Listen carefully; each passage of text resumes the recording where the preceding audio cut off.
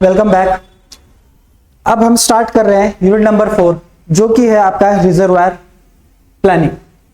अब देखिए यूनिट 3 तक तो हमने देख लिया फ्लड के बारे में। अब बढ़ते हैं जब प्लानिंग के बारे में आते हैं रिजर्वायर।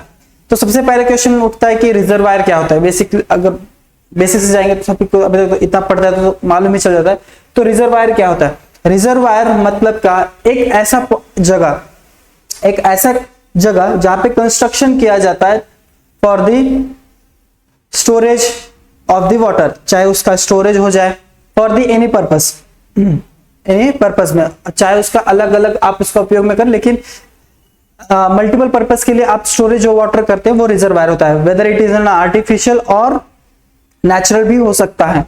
तो रिजर्वायर क्या होते हैं? तो रिजर्वायर प्लानिंग में सबसे इंपॉर्टेंट आता है कि आप रिजर्वायर का प्लानिंग क्यों कर रहे हो। तो प्लानिंग इसलिए कर रहे हैं कि स्टोरेज बढ़ा सके और हमारी जो यील्ड है उसको, या फिर आपकी जो जरूरत है उसको फुलफिल कर सके। तो रिजर्वायर प्लानिंग में सबसे पहले देख लेते हैं कि रिजर्वायर क्या होता है। तो रिजर्वायर में सबसे पहले एक इंपॉर्टेंट बताया गया है कि reservoir is a structure reservoir to hold the water itself। एक ऐसा स्ट्रक्चर जो वाटर को होल्ड कर सके वो खुद में। तो देखिए रिजर्वायर, अब दूसरा पॉइंट क्या बता सकते हैं? रिजर्वायर वेदर इट इज है ना नेचुरल, ये नेचुरल भी हो सकता है और आर्टिफिशियल, नेचुरल और आर्टिफिशियल रिजर्वायर। अब नेचुरल में अगर देखा जाए तो आपका क्या आता है? नेचुरल में सबसे पहले क्या आ जाएगा? आपका लेक आ जाएगा। देन आप क्या बोल सकते हो? रिवर आ जाएगा। फिर और उसके हिसाब से अगर नेचुरल देखा जाए तो बड़े अमाउंट में देखा जाए तो सी और ओशंस भी आ सकते हैं। तो सी भी आ सकता है। तो कहने का मतलब जहां पे वाटर स्टोर हो सके उसी को हम रिजर्व कहेंगे। तो इसमें नेचुरल में आप लेक और रिवर काउंट होता है। सी जनरली काउंट क्यों नहीं कर सकते? क्योंकि वहां से पानी उठाना काउंट होता है। तो हम जनरली दो ही कंसिडर करते हैं for the any planning of hydrological कोई प्लानिंग में हम नेचुरल से दो ही सिर्फ कंसिडर करते हैं, लेक और रिजर्वायर। सी में जाते हो तो सी में फिर आपका इंटरनेशनल इश्यूज क्रिएट होते हैं तो उसको थोड़ा अवॉइड करना है। तो लेक और river for the particular area और पेरिन में आप देख सकते हो। तो अब आर्टिफिशियल की बात करें तो अब आर्टिफिशियल में सबसे इंपॉर्टेंट हो जाता है बॉटम, छोटे से यूनिट से स्टार्ट करें तो क्या हो जाता है? वाटर टैंक आ जाएगा, टैंक आ गया। फिर उसके बाद कैनाल आ गए। कैनाल तो फ्लो होता है, कैनाल को भी ऑब्स्ट्रक्शन बना सकते हैं। तीसरा हो जाएगा डैम हो जाएगा। ठीक है, डैम हो गया। तो ये हो गया टैंक, कैनल, डैम। अब ये तीन तो इंपॉर्टेंट हो गए, इसी को रिजर्वायर भी बोल सकते हैं आप। ठीक है,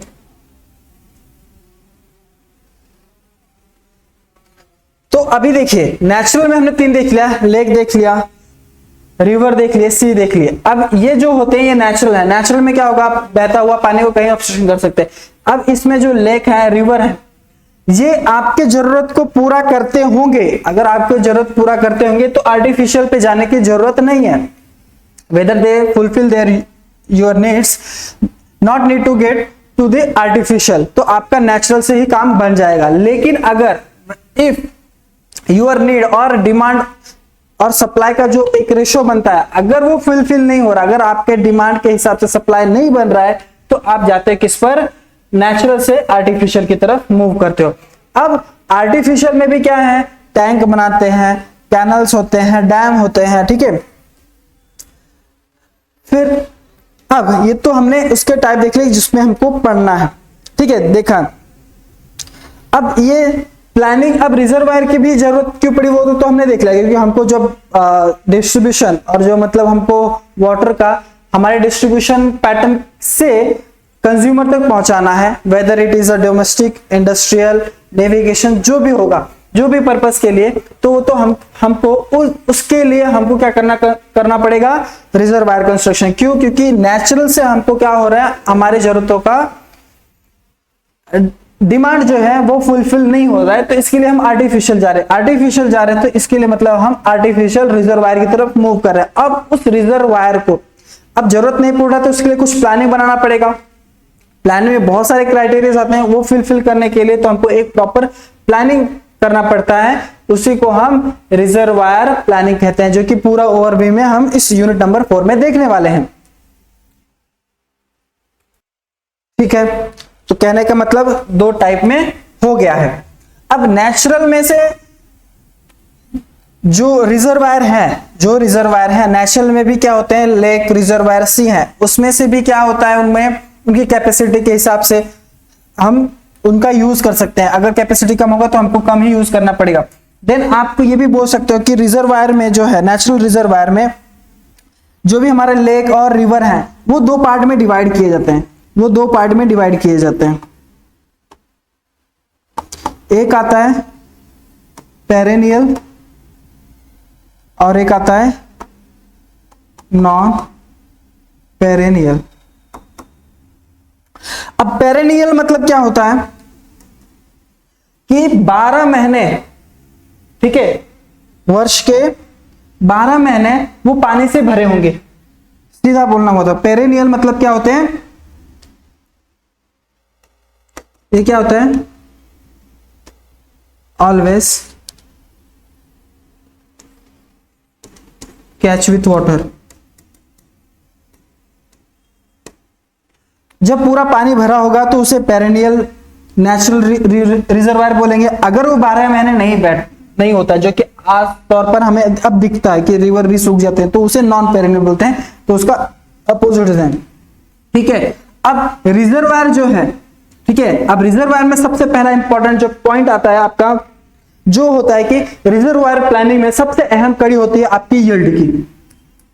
प्लानिंग जब आप करते हो ना, सबसे इंपॉर्टेंट होता है आपका यील्ड। यील्ड का मतलब क्या होता है, यील्ड का मतलब क्या होता है कि आपका जो रिजर्वायर है, रिजर्वायर की कैपेसिटी कितना है, तो मतलब क्या, amount of water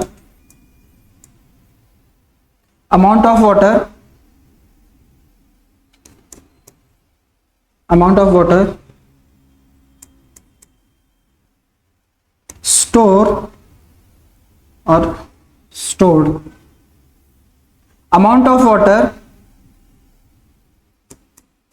in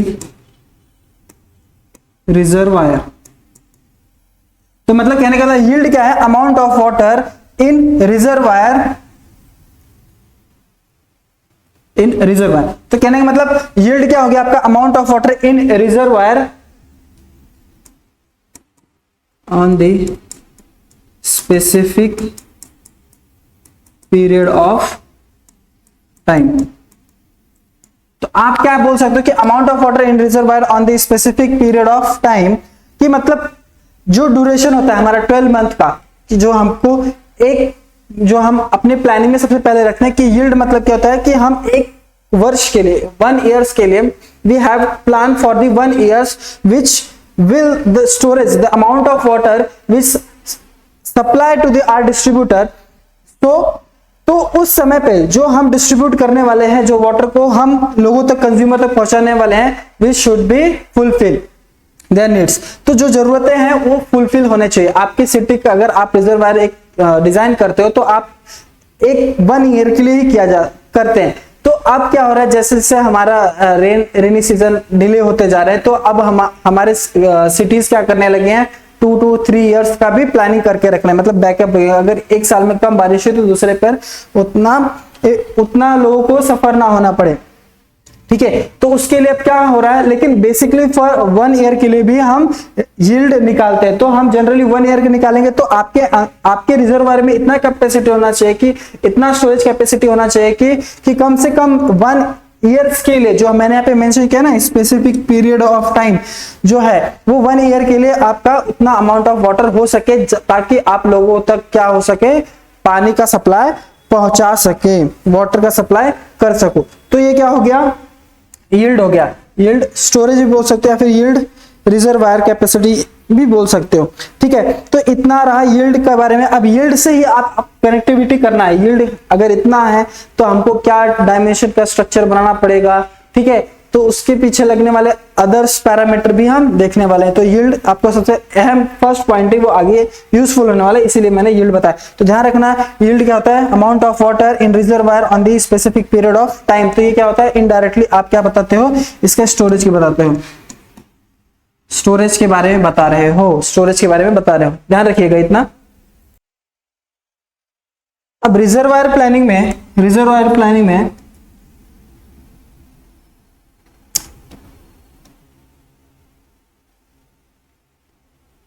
reservoir planning में अब नेक्स्ट आगे देखिए, टाइप ऑफ रिजर्वायर प्लानिंग में हमने देख लिया कि यील्ड जो है, यील्ड है हमको अमाउंट ऑफ वाटर जो कि स्टोर करना है for the specific period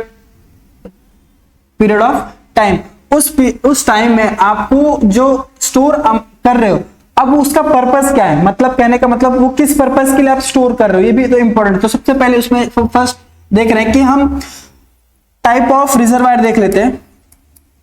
type of reservoir,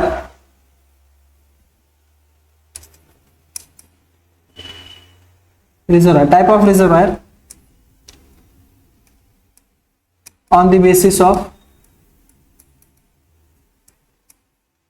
purpose. हम पर्पस के हिसाब से टाइप ऑफ रिजर्वायर देखेंगे। मतलब हमको अगर ऐसा नहीं है कि हमको जरूरत कम है, हम ज्यादा बड़ा कैपेसिटी का हम रिजर्वायर कंस्ट्रक्ट कर देंगे, तो ऐसा भी नहीं है। तो हमको उसके पर्पस के हिसाब से रिजर्वायर का कंस्ट्रक्शन करना पड़ता है। अब कंस्ट्रक्शन करोगे तो उसका बाकी सारे एस्टिमेट उसी के हिसाब से आएंगे। कम अगर छोटा रिजर्वायर कंस्ट्रक्शन की जरूरत है तो आपको अमाउंट लगने वाला अमाउंट भी कम होगा, और अगर ज्यादा अगर आपको हाई वॉल्यूम ऑफ वाटर अगर चाहिए तो उसके लिए आपको बड़ा रिजर्वायर कंस्ट्रक्ट करने का, तो उसके लिए लगने वाला जो कॉस्ट है वो भी क्या होने वाला है, बढ़ने वाला है। तो सबसे पहले देख लेते हैं टाइप ऑफ रिजर्वायर। सबसे पहले इंपॉर्टेंट आता है आपका वाटर सप्लाई, वाटर सप्लाई देखने वाले। Second hydro power, hydro power के लिए।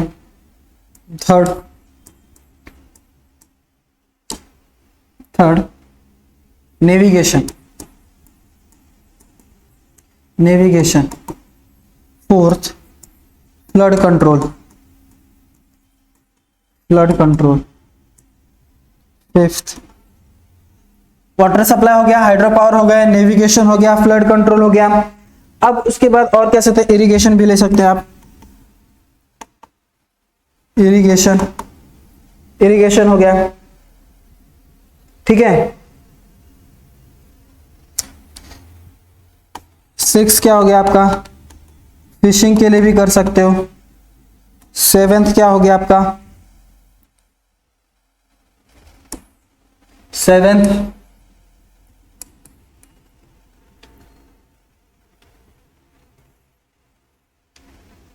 वाटर सप्लाई का भी इसमें ही आ जाता है, ध्यान रखना।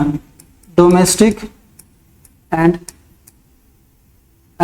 Industrial, domestic and industrial purpose, ठीक है। और कोई हो सकता है,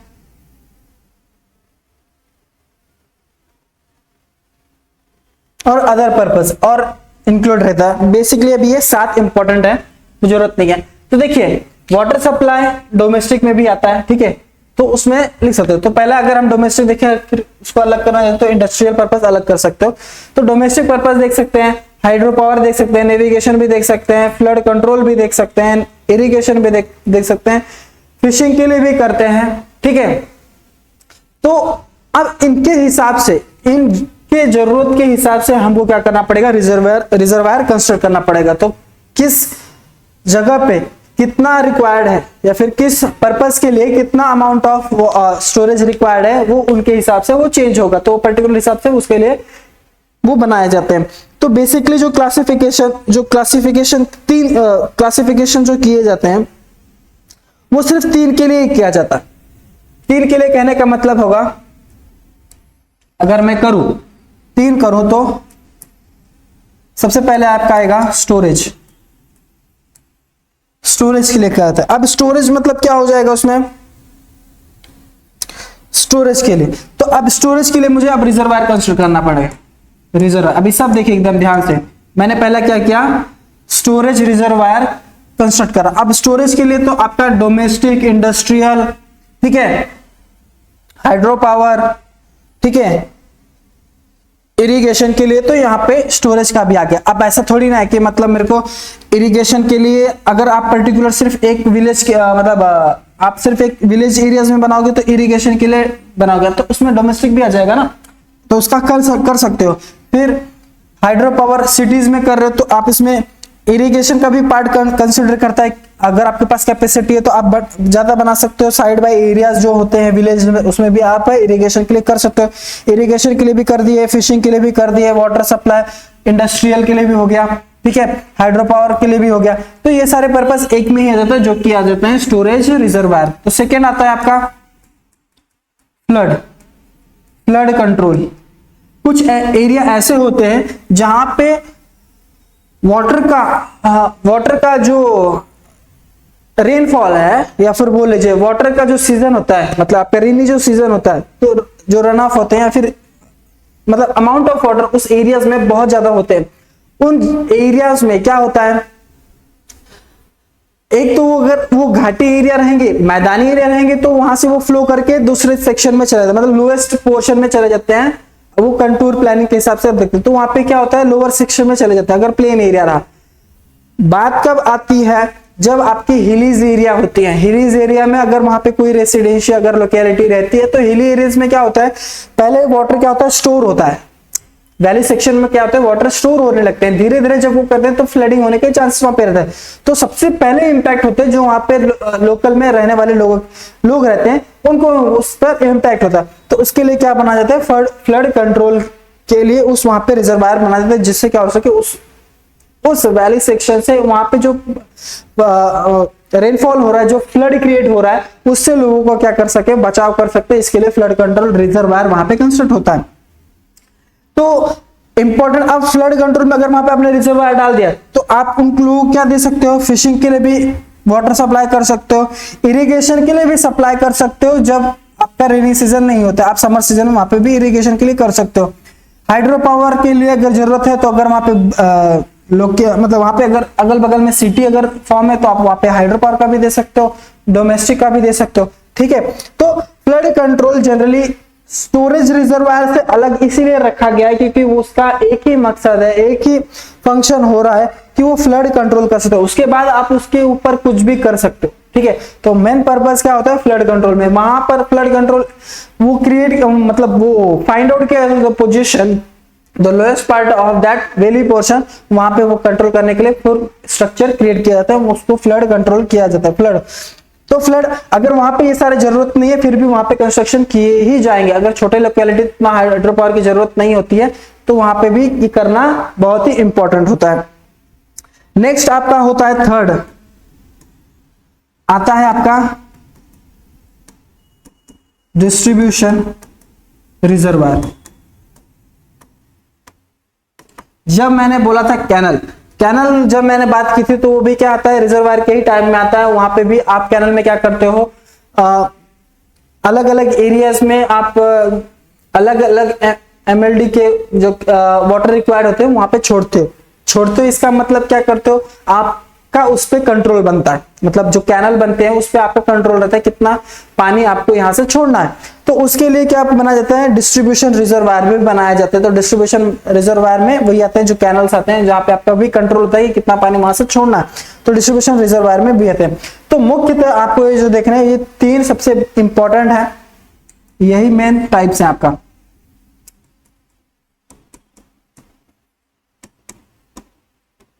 टाइप्स ऑफ रिजर्वायर। तो टाइप्स ऑफ रिजर्वायर अब हम जब बड़े पैमाने पे देखा जाएगा, जब उसका प्लानिंग किया जाएगा तो इन्हीं 3 पॉइंट्स पे ही डिस्क्राइब किया जाता है। बाद में आपका फिशिंग के लिए अलग से कुछ बनाने की जरूरत पड़ती है, तो वो जरूरत है, तो वो पर्पस बेस्ड हो जाता है। लेकिन अहम जब सिटीज में डेवलपमेंट की बात होती है तो अहम ये 3 पॉइंट्स ही किए जाते हैं। देखिए टाइप के हिसाब से ये पर्पस ऑन बेस्ड है, और ये जो टाइप है ये मुख्य टाइप है, ध्यान रखिएगा। ये पर्पस वाइज है, पर्पस वाइज में मतलब वहां पे उनकी डायमेंशन, शेप, कैपेसिटी जैसा वहां से डिफर हो सकते हैं, ये ध्यान रखिए इतना। तो आप ये 3 नोट डाउन कर लीजिए। रिजर्वायर जो है, फ्लड कंट्रोल रिजर्वायर हो गया, डिस्ट्रीब्यूशन रिजर्वायर हो गया। अब ये तीनों हम डिटेल में देखने वाले हैं, क्योंकि ये अधिकतर ये हाईलाइट है, क्योंकि यही आपका प्लानिंग में आने वाले हैं, ठीक है। चलिए बढ़ते हैं, फर्स्ट डिटेल में देखते हैं। फर्स्ट है आपका स्टोरेज रिजर्वायर। फर्स्ट टाइप है first storage reservoir.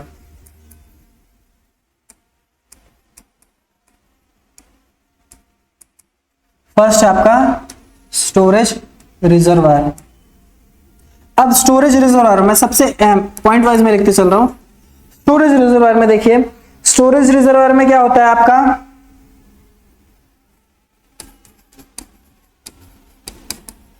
reservoir is construct for the reservoir is constructed for the storage of water, for the storage of water।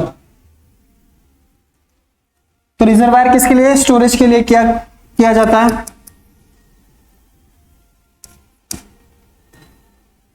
Next point बनता है, this type is useful for the various purpose like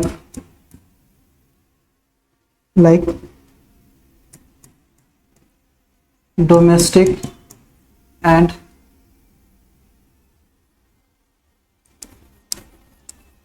industrial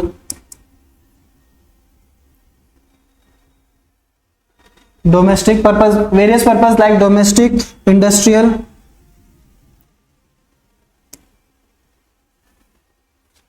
comma irrigation, comma hydro power, etc।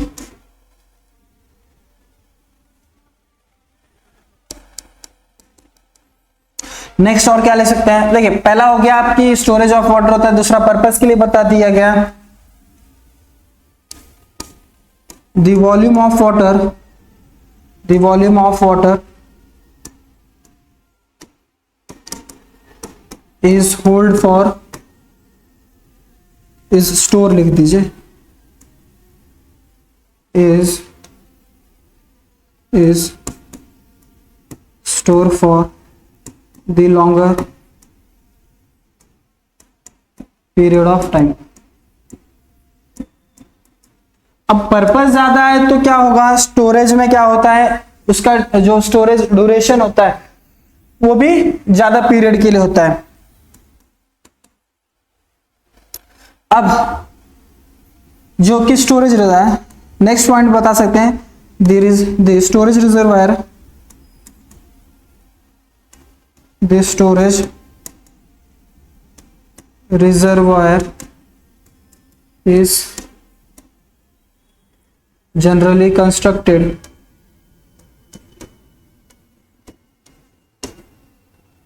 for higher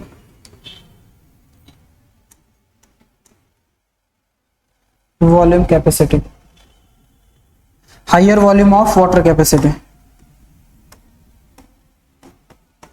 ऐसा नहीं है कि इसको कम capacity को एक बार storage के लिए डिजाइन कर दो फिर उसके बाद जरूरत नहीं है। देखिए आपका पॉपुलेशन है, पॉपुलेशन बढ़ेगा तो ऐसा नहीं कि मतलब आप हमेशा बनाते ही बैठोगे, तो आप क्या करना पड़ेगा, आपको वॉल्यूम, हायर वॉल्यूम कैपेसिटी का ही रिजर्वायर कंस्ट्रक्ट करना पड़ेगा फॉर दी स्टोरेज पर्पज। जब स्टोरेज पर्पज में आप कार्य जब बनाते हो तो उसमें ये सारे पर्पस को भी ध्यान रखकर ही करना पड़ता है, ठीक है। तो इलेक्ट्रिसिटी का जो कंजम्पशन रहेगा या फिर डोमेस्टिक इंडस्ट्रियल कंजम्पशन रहेगा, इरिगेशन पर्पज रहेगा, ये तो हमेशा कंटिन्यूअस, ये क्या है, डायरेक्टली प्रोपोर्शनल टू दी, जैसे अभी ईयर बढ़ता है तो क्या होता है, पॉपुलेशन भी बढ़ता है, तो पॉपुलेशन बढ़ेगा तो कंजम्पशन बढ़ेगा, और कंजम्पशन बढ़ेगा तो डिमांड बढ़ेगा, तो उसके लिए सप्लाई आपको बनाना पड़ेगा, तो सप्लाई बनाना पड़ेगा तो आपको higher volume of water capacity का ही रिजर्वायर आपको कंस्ट्रक्ट करना ही पड़ेगा, ठीक है। इतना हो गया।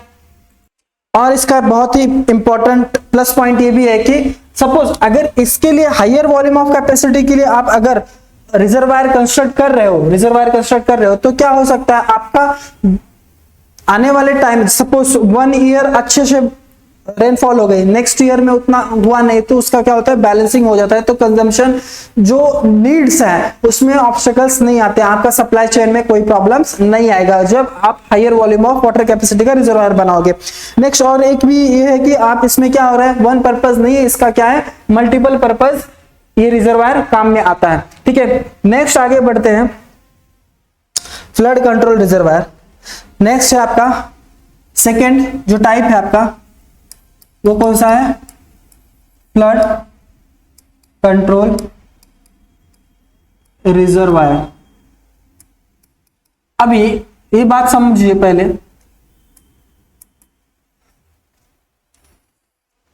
अभी जिस जगह पे फ्लड ज्यादा ऑक्यूर होते हैं, मतलब जिस इलाके में, जिस एरियाज में, जिस भाग में आपका ज्यादा रेनफॉल होता है, जहां पे फ्लड होने के चांसेस ज्यादा है, मतलब फ्लड होने के चांसेस, उससे सराउंडिंग कहीं ना कहीं तो बस्तियां होंगी या फिर लोकल रेसिडेंसी वहां के होते हैं, तो उन सबको फ्लड से, उस हायर रेनफॉल से कैसे प्रोटेक्ट किया जाए, तो इसके लिए आपको फ्लड कंट्रोल रिजर्वायर बनाना पड़ेगा। भले इसका आप मल्टीपल पर्पज में ना करते हैं, लेकिन अगर ये सिंगल पर है, ध्यान रखिए ये क्या है, ये सिंगल पर्पज है, ये सिंगल पर्पज है रिजर्वायर है, ध्यान रखिएगा। ये कब मैं बोल रहा हूं, आप भले इसका मल्टीपल पर्पज में कन्वर्ट कर सकते हैं, लेकिन ये जब फ्लड कंट्रोल की बात करते हैं तो यहां पर सिर्फ फ्लड कंट्रोल के लिए, तो ये सिंगल पर्पज हो गया। अब ये सिंगल पर्पज में मतलब क्या है, आपको लोगों को प्रोटेक्ट करने के लिए रिजर्वायर बनाना पड़ता है। तो क्या है, सबसे पहले क्या आप इसमें क्या फर्स्ट पॉइंट लिख सकते हो, such type of reservoir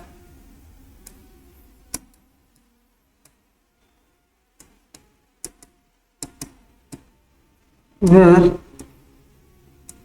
construct for the such type of reservoir where construct for the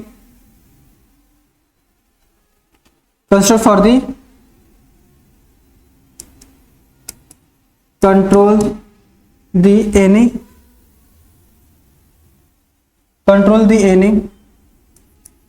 losses due to flood. ध्यान रखिएगा, अब ये लॉसेस किसी भी प्रकार के लॉसेस दो भी हो सकते हैं, प्रॉपर्टी लॉसेस भी हो सकते हैं, और मतलब ह्यूमन लॉसेस भी हो सकते हैं, और लिविंग थिंग्स के लॉसेस भी हो सकते हैं।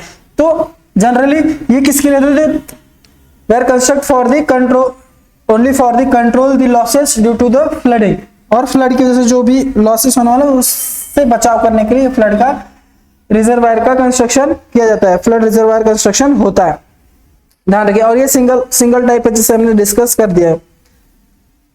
अब अभी इसको अगर ग्राफिकल मेथड से अगर समझने की कोशिश करें तो मतलब क्या हो गया, ग्राफिकल मतलब क्या है, अभी जो फ्लड आ रहा है वो कैसे आप ऑब्स्टेकल क्रिएट करके आप फ्लड को कंट्रोल कर सकते हो, तो वो कैसे करोगे, उस पर कैसे कैसे चेंजेस आते हैं वो देखते हैं।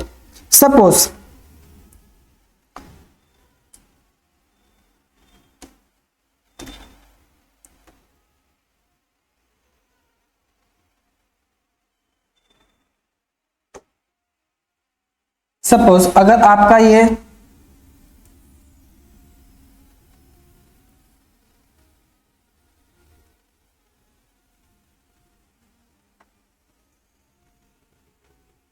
ग्राफ है, ठीक है, ये आपका ग्राफ है।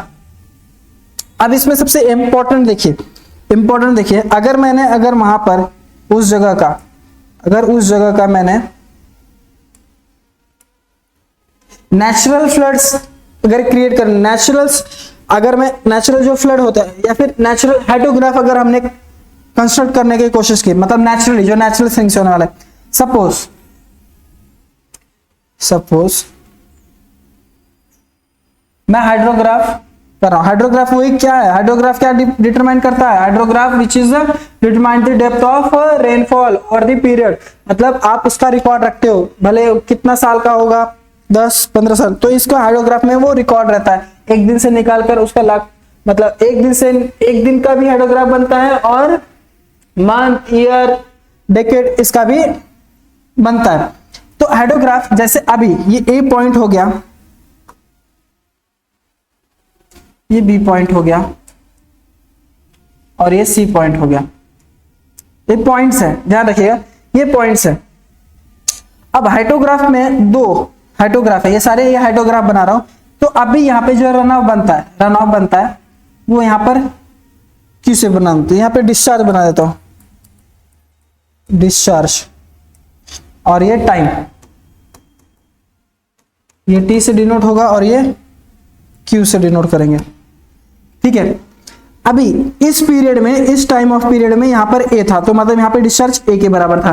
तो जनरली अब हम फ्लड कंट्रोल करते हैं, फ्लड कब आता है, जब आपका हाईएस्ट, मतलब जब आपका पिक रन ऑफ होता है, peak amount of run off होता है, मतलब highest amount of run off होता है, तो जो होता है उसको हम यहाँ पर पिक बोलते हैं और पिक रन ऑफ होता है, और उसी को फ्लड भी, फ्लड जब ज्यादा बारिश होगा तभी फ्लड होगा ना, तभी तो फ्लड उस टाइम पे भी फ्लड होता है। तो इसी के लिए फ्लड कंट्रोल जब करते हैं तो उस पिक अमाउंट ऑफ जो रेनफॉल होता है उसी को ही कंसिडर किया जाता है। तो सपोज जो ये नेचुरल हाइड्रोग्राफ है, इसको मैं बोलता हूं नेचुरल हाइड्रोग्राफ,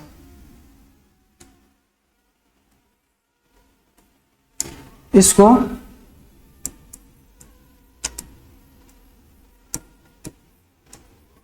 नेचुरल हाइड्रोग्राफ,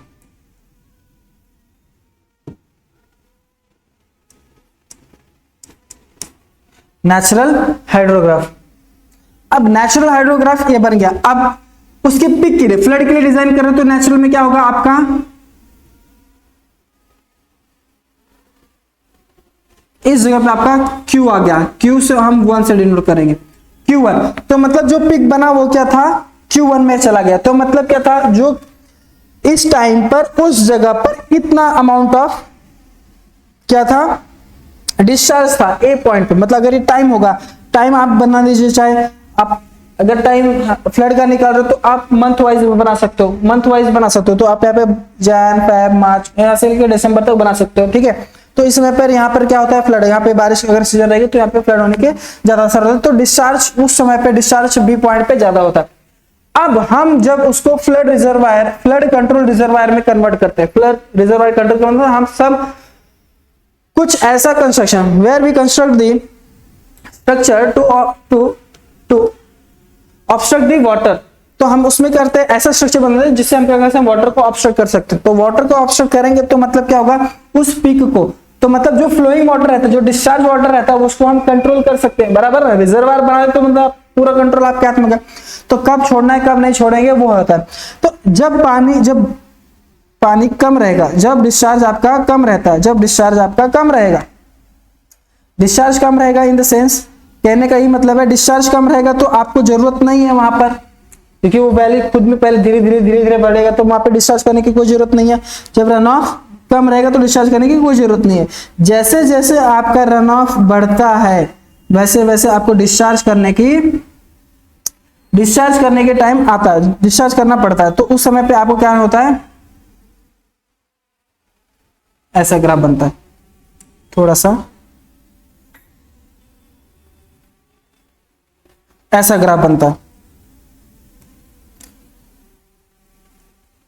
मतलब जब ए पर डिस्चार्ज हुआ, ध्यान से देखिएगा, इसको मैं पहले लिख लूं, artificial,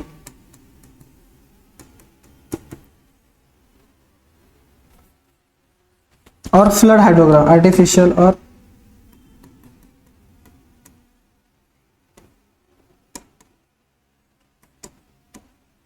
flood control reservoir hydrograph. देखिए इन दोनों में फर्क क्या आता है। हम क्या कर रहे हैं, नेचुरल में कोई ऑब्स्ट्रक्शन नहीं है, वो जैसे जैसे सीजन बारिश का आएगा उस समय वो पीक पे रहेगा, तो उस पर कोई कंट्रोल नहीं है। जैसे जैसे अभी ए पे तो हम रिजर्वायर कंस्ट्रक्ट किए, तो वहां पे हम गेट या फिर कोई एक वॉल्व नहीं छोड़ते, हम डिस्चार्ज नहीं करते।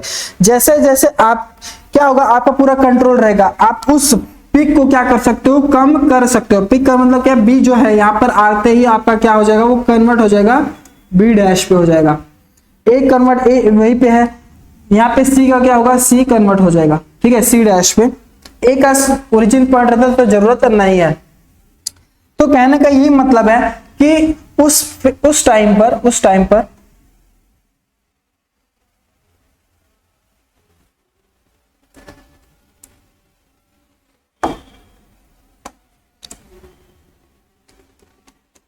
मतलब A B C points of natural hydrograph. Next A B dash C dash points of artificial flood control hydrograph. ठीक है, अब देखिए हमारे पास हमने क्या कंट्रोल किया, जो पिक था जिसपे आपका फ्लड होने के चांसेस आसार थे कि इस अमाउंट पर ये डिस्चार्ज पे क्या हो रहे हैं, उस इतने अमाउंट पे अभी ये ज्यादा डिस्चार्ज है तो उस अमाउंट पे क्या होता है, फ्लड होता है, उसको हमको कम करना है। तो हमको क्या करना पड़ेगा, एक ऑब्स्ट्रक्शन क्रिएट करना पड़ेगा, जो कि हमको क्या करके देने वाला है, जो पिक अमाउंट है उसको हम रिड्यूस कर सकते हैं। अगर पिक पॉइंट अगर आपने रिड्यूस कर दिया है तो इसका मतलब आपने क्या हुआ, फ्लड को कंट्रोल कर लिया। तो ये बनता है आपका Q2 की तरफ। तो आप ये भी बोल सकते हो कि यहां पर पॉइंट्स बहुत इंपॉर्टेंट है।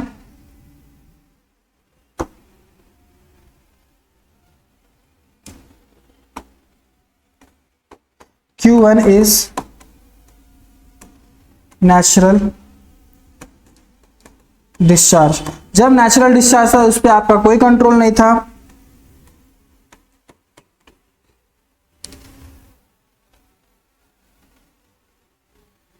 नेचुरल पिक डिस्चार्ज बोल सकते हो। और Q2 is a artificial peak discharge. कहने का मतलब वो डिस्चार्ज जिस पर नेचुरल पे, जब नेचुरल हाइड्रोग्राफ में देख रहे थे तो वहां पे फ्लड हो रहा था, तो हमने उसको रिड्यूस कर दिया, तो आर्टिफिशियल लगाकर तो उसको Q2 हो गया। तो Q2 मतलब आपका डिस्चार्ज जो डिस्चार्ज आप छोड़ते हो बाहर रिजर्वायर से, वो धीरे धीरे कम हो जाता है, और कम हो जाता तो वहां पे फ्लड होने के चांसेस नहीं आते। ऑब्स्ट्रक्शन लगा के डिस्चार्ज अपने हिसाब से आप धीरे धीरे छोड़ते गए तो ए पीरियड पे तो डिस्चार्ज वहां पे जितना डिस्चार्ज देने की जरूरत नहीं है। तो मतलब जितना अमाउंट ऑफ रेनफॉल था, जो हाइड्रोग्राफ क्रिएट हुआ था, उस पे वहां पे फ्लड होने के आसार नहीं थे। जैसे जैसे वो धीरे धीरे बढ़ते जाएगा, देखिए हमने क्या किया, मंथ भी आप उसका पीक देखेंगे तो हमने इसको शिफ्ट कर दिया, इसका शिफ्ट कर दिया। इसका मतलब अगर वहां पे रेनी सीजन खत्म भी हो गया तो उसके हिसाब से हम वहां पे इसको एडजस्ट कर दे। तो इसको क्या हो रहा है, हम जो हाइड्रोग्राफ और नेचुरल है उसको हम आर्टिफिशियल में कर रहे हैं। तो इसका मतलब हमने डिस्चार्ज ऑफ वाटर जो है उसको हमने एडजस्ट कराया during the period of time. तो हमने एडजस्ट कितना अमाउंट में किया, तो आप इस हाइड्रोग्राफ से उसको भी निकाल सकते हो कि आपने जो एडजस्ट किया है वो कितना अमाउंट, कितना डिस्चार्ज, कितना वॉल्यूम ऑफ वाटर आपने एडजस्ट कराया है। ठीक है, तो ये आपका हो गया ग्राफिकल मेथड से हमने इसको समझा। ठीक है, इतना समझे, ठीक है, तो समझ गया। नेचुरल हो गया, आर्टिफिशियल हो गया, और इसी को मॉडिफाइड भी बोला जाता है। मॉडिफाइड निकालना, मॉडिफाइड और आर्टिफिशियल मतलब जो हमने एडजस्ट किया उसको मॉडिफाइड भी कहा गया है। तो यहां तक तो अपना ये दो टाइप कंप्लीट हुए। अब बढ़ते हैं नेक्स्ट टाइप की तरफ। नेक्स्ट टाइप जो है वो क्या है, डिस्ट्रीब्यूशन रिजर्वायर। ये बहुत ही मतलब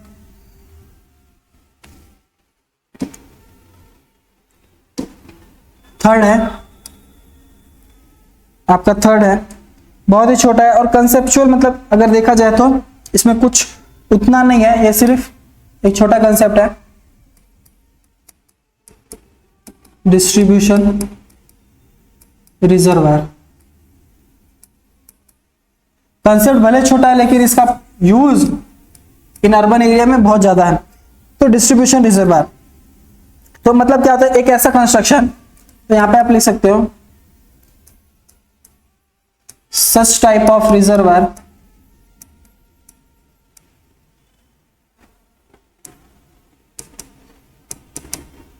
is generally construct in urban area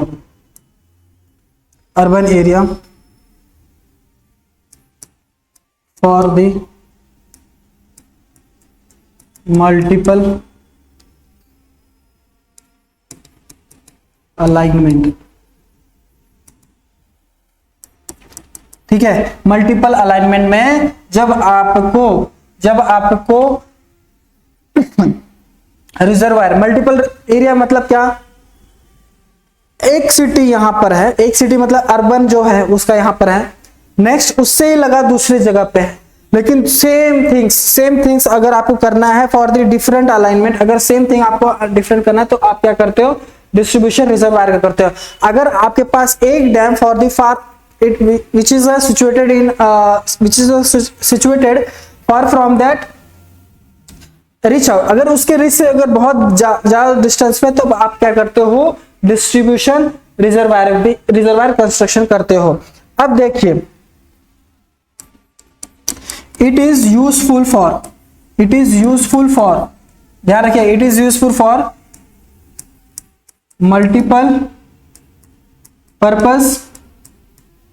multiple alignment and purpose.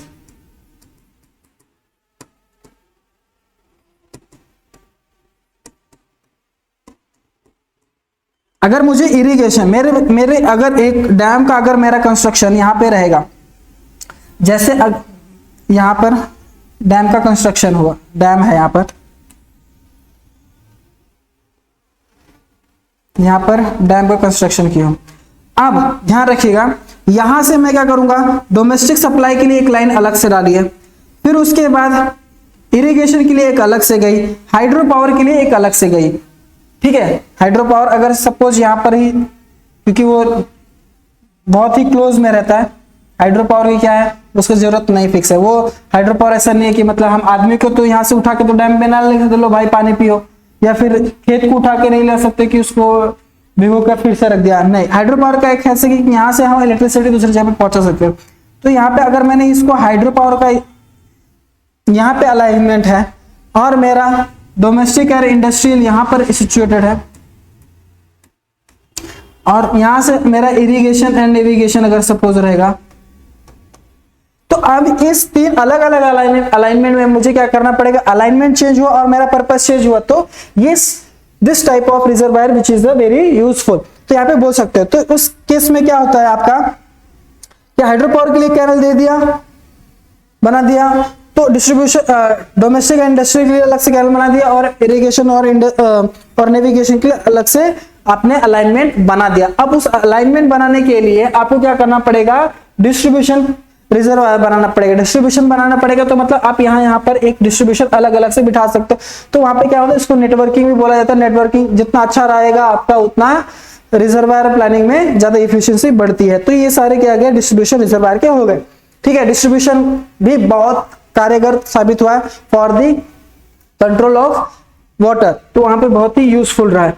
ठीक है, तो हमने देख लिया कि मतलब रिजर्वायर पर्पस देख लिया हमने, तो पर्पस हमारा सॉल्व हो गया। मतलब क्या, रिजर्वायर के जो टाइप्स होते हैं वो तो क्लियर हो गया।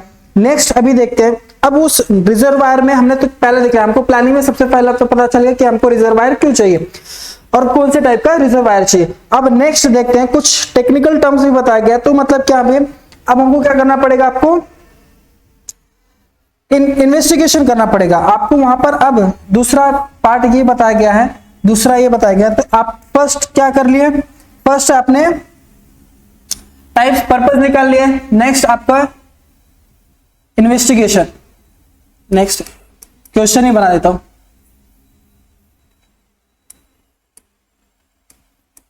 बहुत इन्वेस्टिगेशन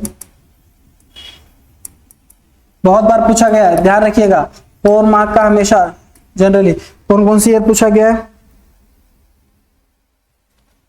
12 में पूछा गया है, 14 में पूछा गया है, 15 में पूछा गया है, 18 में पूछा गया है।